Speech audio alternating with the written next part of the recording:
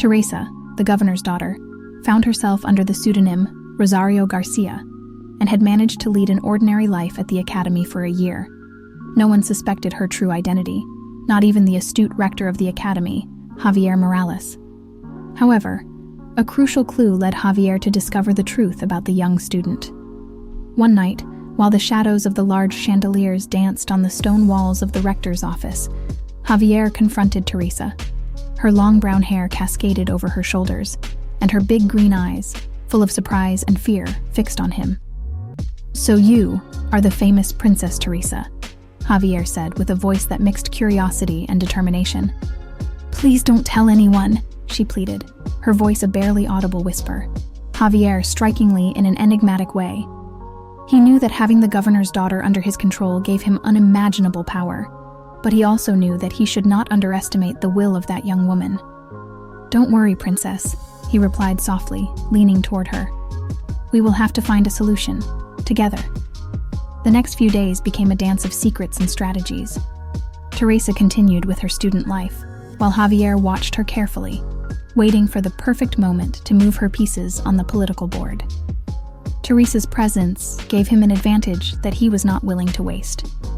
One night, while he was reviewing some documents in his office, Javier felt a presence. Looking up, he saw Teresa at the door, a determined expression on her face. "I want to help you," she said firmly.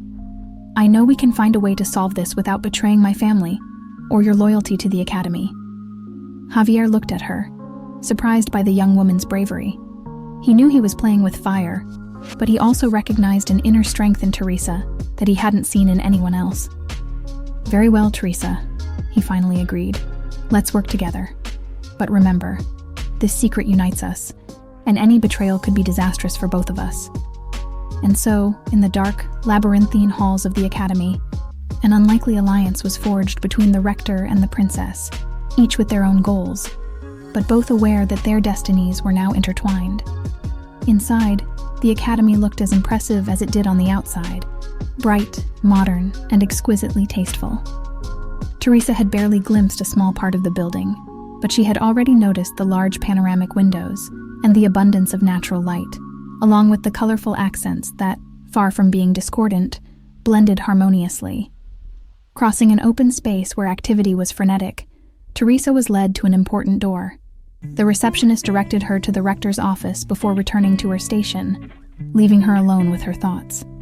Her first impulse was to flee, but restraining herself, he took a few steps forward and knocked on the wooden door, giving himself little time to change his mind. There was no response, so Teresa entered carefully. The office was spacious and bright. Everything was extremely orderly, the papers on the desk perfectly aligned, the shelves full but meticulously organized, and every object in its place. In the center, a long oak table with chairs impeccably aligned around it. As she looked around the office, her eyes fell on a young man sitting behind the large desk, his legs resting on the dark wooden surface. His eyes, hidden behind sunglasses, seemed to be closed. Was he sleeping? Teresa was perplexed. This was not what she had envisioned for her interview. "Sorry?" Teresa said, clearing her throat to get her attention. The young man woke up, and it took him a few seconds to get his bearings. When he saw her, he sounded, and he lowered his sunglasses slightly to look her up and down. He had brown eyes and an expression that made her uncomfortable. "Hello," she said with a mischievous smile. "Do you want an autograph?" No," Teresa responded, frowning. "I'm here for the interview." At this moment, the door opened again, and an imposing man in a business suit walked in. Teresa assumed he was the real boss. She shot a disapproving look at the young man, who, rolling his eyes, rose from his seat and swung his legs off the desk. "Brother, it's for you," the young man said with the same smile, putting a hand on the man's shoulder. He remained serious, and his dark eyes reflected irritation, although the young man seemed to ignore him and advanced towards Teresa. "He wants to work here." "Well, employees like her couldn't hurt us," she added with a giggle, patting the man on the shoulder. "Go to your office and get busy. Interview with Teresa in Sirius Media Group." Teresa blushed at her own thoughts, concentrating on the task at hand, and introduced herself. "My name is Teresa Garcia, and I am here to apply for the position of communications designer," she said firmly. Here are my resume, my diploma, a reference from my college professor, and some samples of my design work, she continued, placing a bulky folder on the table in front of the man. He barely spared her a fleeting glance and raised an eyebrow. Maybe you also bring recommendations from your parents, of your friends, from your neighbors perhaps? I'm sorry? Teresa, the truth is that external recommendations don't matter much to me. They are often not objective. I need experienced employees. Do you have experience in marketing companies? The coldness in her voice pierced his bones. No, but I was the best student of my degree and that's not what I look for when hiring. I need professionals, Teresa, and I don't even see potential in you. Unfortunately, you are not suitable for Sirius Media Group, the man said, and Teresa's heart skipped a beat. But you haven't even reviewed my work. Maybe I'll change my mind. Please, just look, she implored, approaching the desk and trying to open the folder. However, the piercing look in the man's dark eyes stopped her in her tracks. She didn't understand why he was so willing to get rid of her without even giving her a chance. How many other talented candidates would have been rejected without him seeing her resume? This was outrageous. I don't change my decisions, she stated in a tone that brooked no response. You are not suitable to work at Sirius Media Group. Shall I show you the way out? Teresa was stunned. This was too much.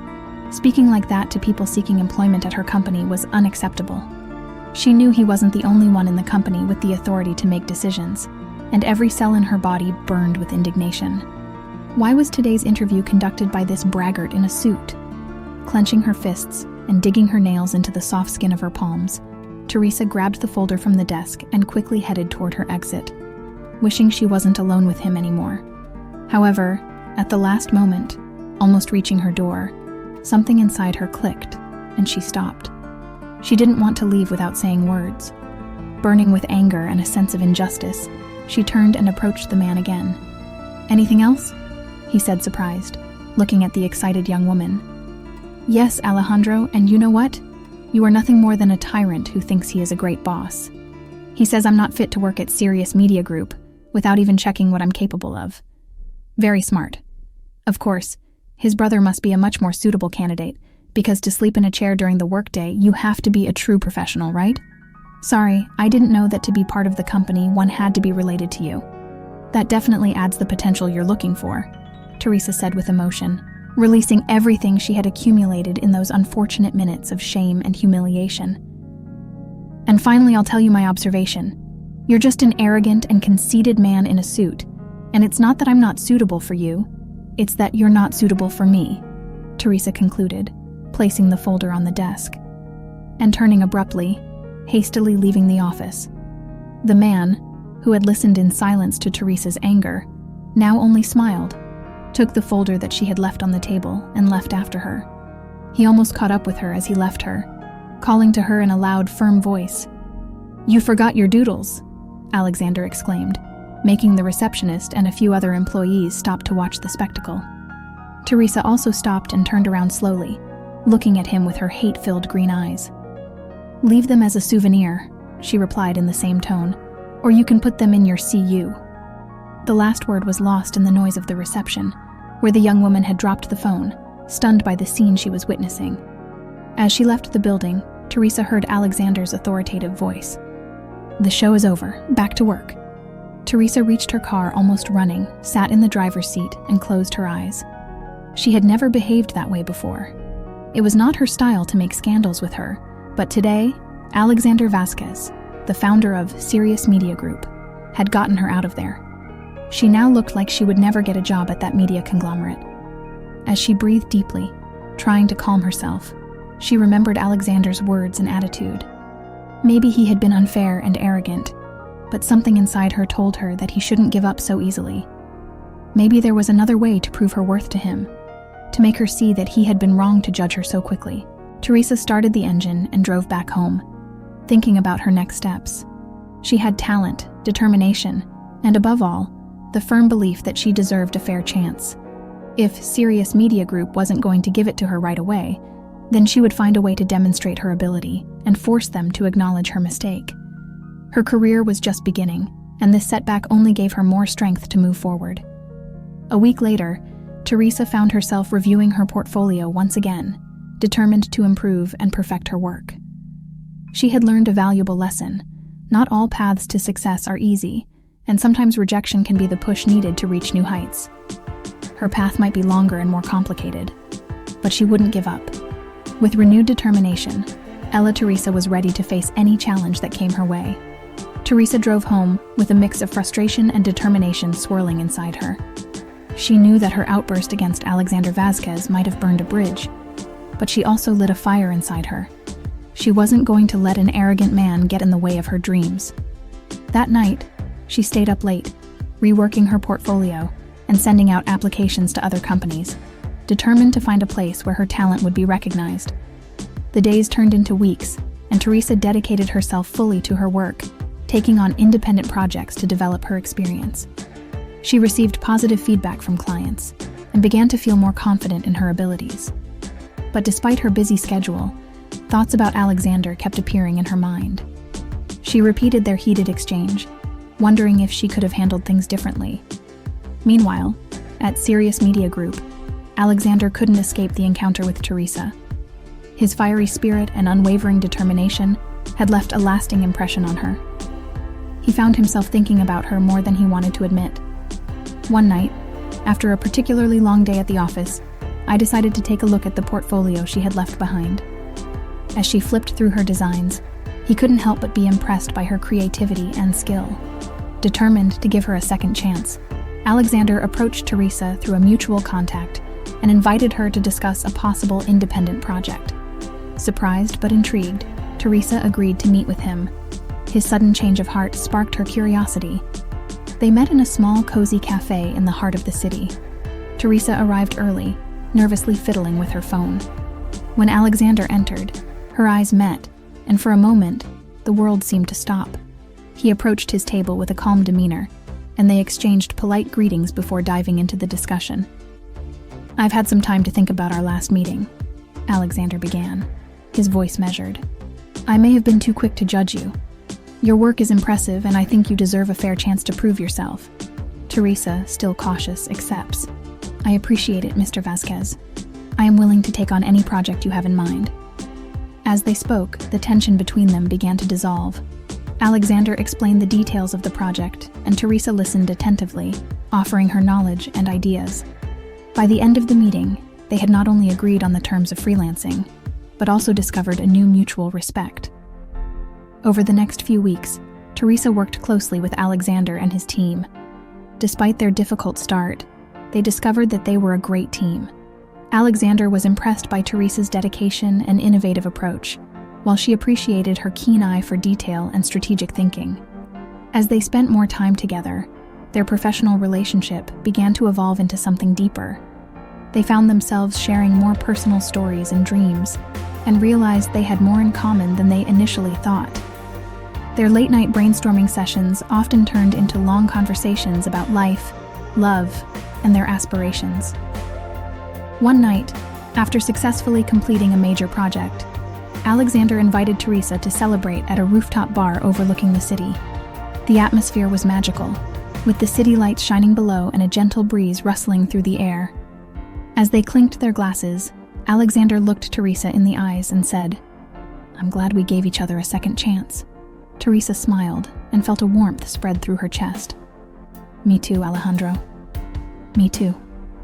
In that moment, they both knew that their journey together had only just begun.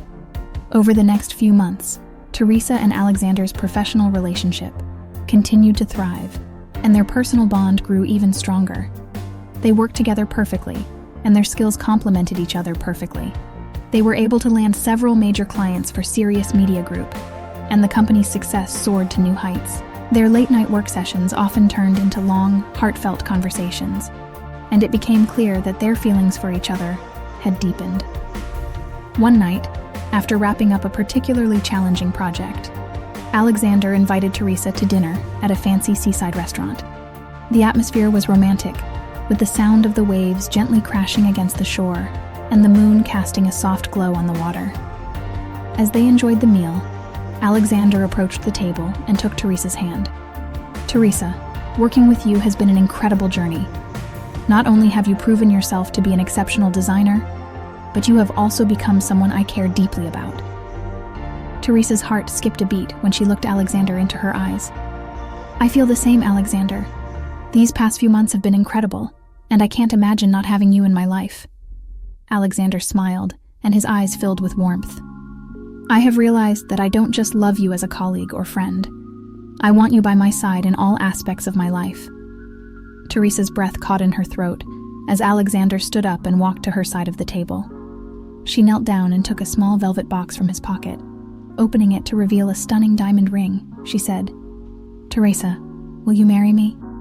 Tears of joy filled Teresa's eyes as she accepted, her voice trembling with emotion. "Yes, Alejandro. 1,000 times, yes." The restaurant erupted in applause as Alexander slipped the ring onto Teresa's finger and hugged her lovingly. They both knew that this was just the beginning of their beautiful journey together. Their wedding was a grand celebration, filled with family, friends, and colleagues who had watched their relationship blossom. Teresa walked down the aisle in a stunning white dress, her eyes meeting those of Alexander, who was standing at the altar with a look of pure love and admiration. As they exchanged their vows, promising to support and appreciate each other through all of life's ups and downs, it became clear to everyone present that they were soulmates destined to be together. The couple's love story became an inspiration to many, proving that sometimes even the most unexpected beginnings can lead to the happiest ending. In the years that followed, Teresa and Alexander continued to build their lives together, both personally and professionally.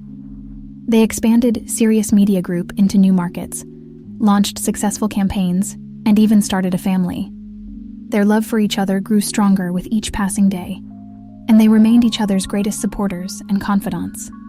Teresa and Alexander's journey was a testament to the power of second chances, hard work, and the belief that true love can overcome any obstacle. Together, they created a life filled with joy, success, and infinite love, proving that when two hearts are meant to be together, nothing can tear them apart.